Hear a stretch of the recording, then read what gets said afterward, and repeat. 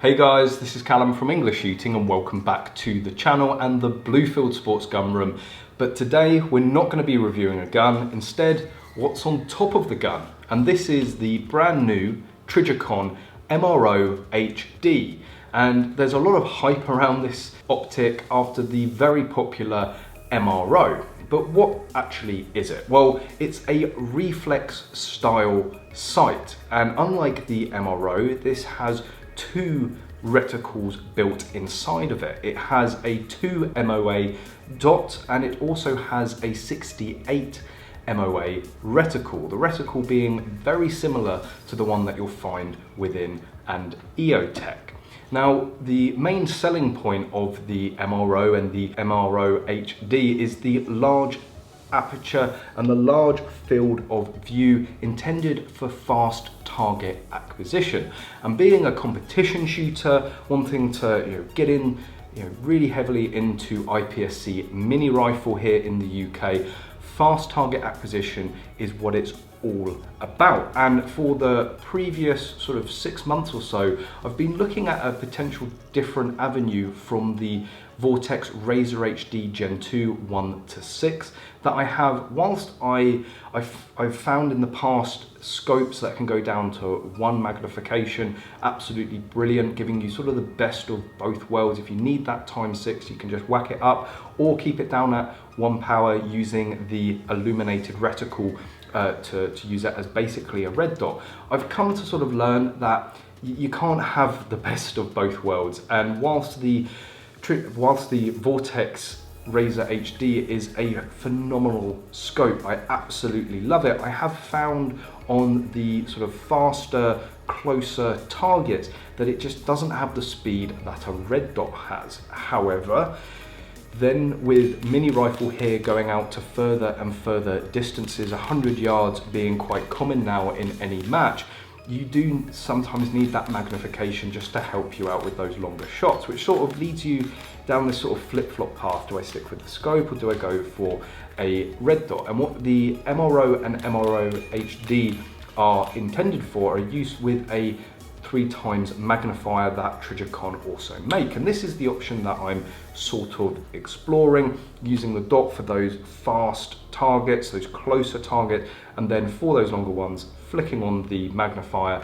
and making use of the additional magnification. So it's a 1x25 optic. It takes the very standard CR2032 battery, which in the 2 MOA dot will give you a runtime of 2.5 years, and with the EOTech style reticle that will give you 75 days.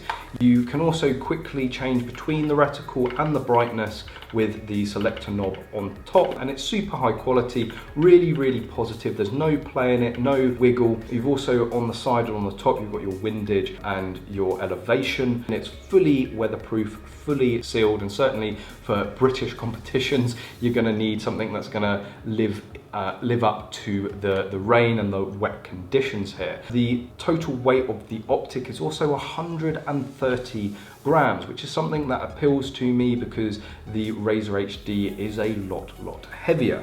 You also can get the choice of buying the optic without a mount, or there are 3 mounts available from Trijicon. You have a co-witness mount, a low mount, and also a third co-witness mount in terms of the height. But you'll probably notice that this isn't a Trijicon mount on there. This is actually the Scalar Works Leap, and this thing's absolutely beautiful, made to at least the same quality as the body of the Trijicon. They match really well. It's super light. I mean, the standard mounts that come with this aren't exactly heavy, but there is some weight saving there in the Scalar Works, and also it's a quicker detach than normal. You've got this little wheel on the side. It's really positive, high quality, machined bit of kit. The optic comes off, but it's also designed to hold 0. So you can quickly flick the optic off, store it, put it on a different gun, travel with it, and then whack it on when you get to the competition, and it's intended to hold 0, which is really convenient. The last specification you're probably wondering is the price, and really it's about $1 for $1 and pounds. So basically anything that I say in pounds, just convert that to dollars, it's around the same price. So here in the UK, the MRO HD optic on its own is £700. So it's very much on the top end of red dots available here. With the magnifier set or kit, the total bundle is £900. So you really are, you're knocking on the door of some serious high-level scopes and other optics there, but again, puts it very much on the top for red dots. The standard MRO, the non-HD, you can pick that up for about £550 here for comparison. So why would you go for the HD over the standard MRO? To be honest, it's not really a question I can answer, and this is where my conflictions come in. At the end of the day, it's a £700 red dot, and it's got Trijicon on it. You would expect the absolute top premium quality that you could imagine out of an optic, and unfortunately the initial impressions of this when it first arrived here, when I first started using it, were very, very bad. And it wasn't just me.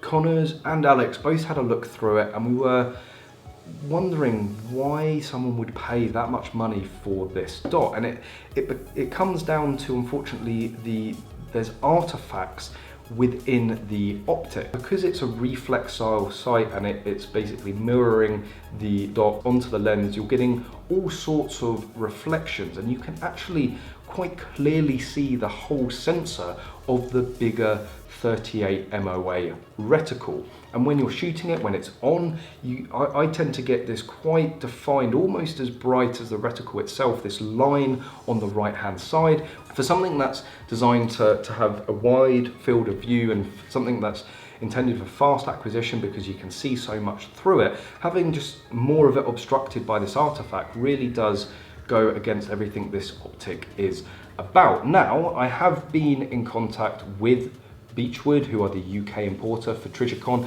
and they have said that Trijicon is aware of this and they are also addressing it. And a company like Trijicon, I would have faith that they will sort the issue and that will be removed. So if you're sort of a little bit put off by that, just wait a little bit, wait for the new batch to come in, and hopefully everything will be as it should.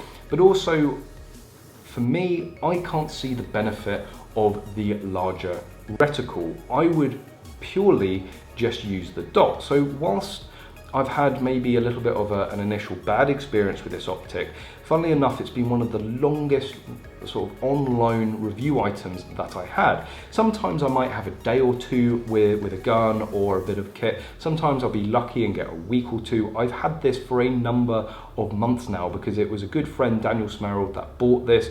He sent it down to me and has very kindly allowed me to have it for that time, which has given me the chance to use it in a number of different situations. I've used it, down the range on the still, so really sort of fast, rapid shooting. And we've also been doing some sort of home competition just for training, and they've been more 3-gun style of competition. So, rundowns from 100 yards, so you're shooting 100-yard targets, running down to sort of 10 yards, and then you're on the papers and on the stills up close and personal. And I found this to perform really, really well in just the 2 MOA dot. Even on the 100-yard targets, it doesn't obscure them. You can still make out the overall body of the target, and you can tell whether the dot is maybe onto the side of the target or it is dead center. Sometimes with red dots, it seems to just cover everything and you don't know where you are. Having said that, I can definitely see the benefits of having that magnifier. And even with the magnifier and the optic and the mount, it's still a lot lighter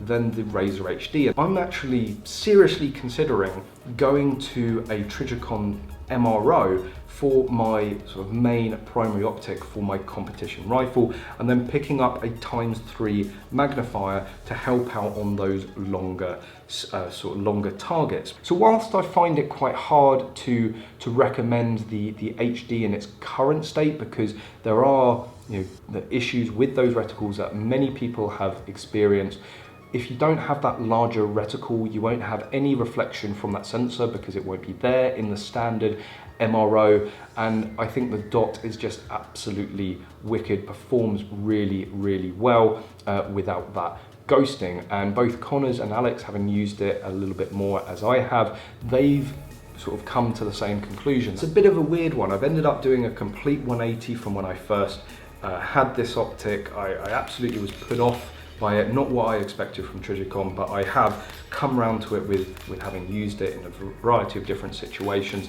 And in terms of the overall quality and premium nature of Trijicon, just look at the case that they send it to you in. This isn't like a full Pelly case, it's very similar, but it just goes to show that there's like no expense spared on getting your optic to you. And I think as a consumer, it's a really nice touch to be given like a full case like this. They also give you loads of gubbins with it. So you've got all your manuals, sort of servicing guides, you've got a number of lens cleaning cloths in there, stickers, some adapters, Allen keys, screws, so really anything you're ever going to need for it. And of course I've got the original mount there from Trijicon, so you can see the different sort of side by side there.